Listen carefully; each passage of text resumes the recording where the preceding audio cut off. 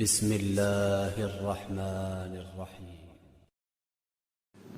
السلام علیکم دوستو، میں ہوں ساجد اور آپ دیکھ رہے ہیں ساجد حکمت ٹی وی۔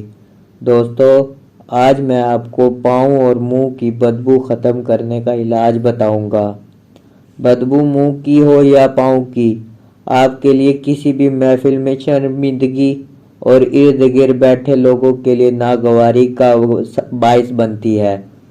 دوستو، ویڈیو میں آگے بڑھنے سے پہلے درخواست ہے کہ ساجد حکمت ٹی وی کو لازمی سبسکرائب کریں تاکہ نئی آنے والی ویڈیو آپ تک پہنچ سکے۔ انسانی جسم پورے کا پورا بدبو پیدا نہیں کرتا، بلکہ جسم کے کچھ خاص حصے ہوتے ہیں۔ پسینے کے باعث مردوں کے پیروں سے بہت زیادہ بدبو آتی ہے، کیونکہ زیادہ تر مرد حضرات ہی بند جوتے پہنتے ہیں۔ ایسے لوگ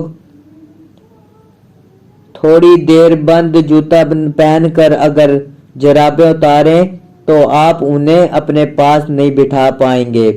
اسی طرح جب بات کرنے پر آپ کے منہ سے بدبو آئے تو کوئی بھی آپ کے قریب آنا پسند نہیں کرتا۔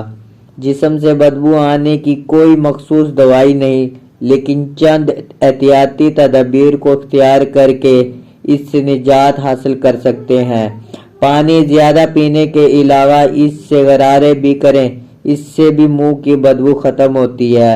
جب آپ کے جسم میں پانی کی کمی سے منہ میں تھوک پیدا ہونے کی صلاحیت کم ہو جاتی ہے اور یہی کمی منہ میں بدبو پیدا کرتی ہے، اور مالٹا، لیمو سمیت پھل وٹامن سی سے بھرپور ہوتے ہیں، اور وٹامن سی پورے ہونے کی وجہ سے بدبو پیدا نہیں کرتا۔ جب ہم سیب کو دانتوں سے کاٹتے ہیں تو تھوک پیدا ہونے کے نظام میں اضافہ ہوتا ہے، جو قدرتی طور پر منہ کی صفائی کا فریضہ سر انجام دیتا ہے۔ دار چینی کی چائے منہ اور سانسوں کو مہکاتی ہے، لہذا دن میں ایک مرتبہ ضرور دار چینی کی چائے پیئیں۔ پودینے کا استعمال منہ کی بدبو کا خاتمہ کرتا ہے۔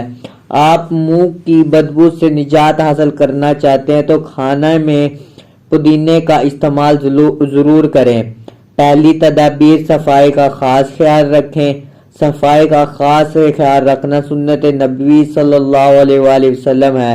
اس سے جسم پاکیزہ رہتا ہے اور کئی بیماریوں سے بچاتا ہے۔ اور اپنے پیروں کو خشک رکھیں۔ نہانے کے بعد پاؤں اور انگلیوں کو خشک رکھیں اور پھر ایک جراب کو پورا ہفتہ نہ چلائیں۔ مہربانی کر کے اس تدابیر پر چلیں، بہت فائدہ ہوگا۔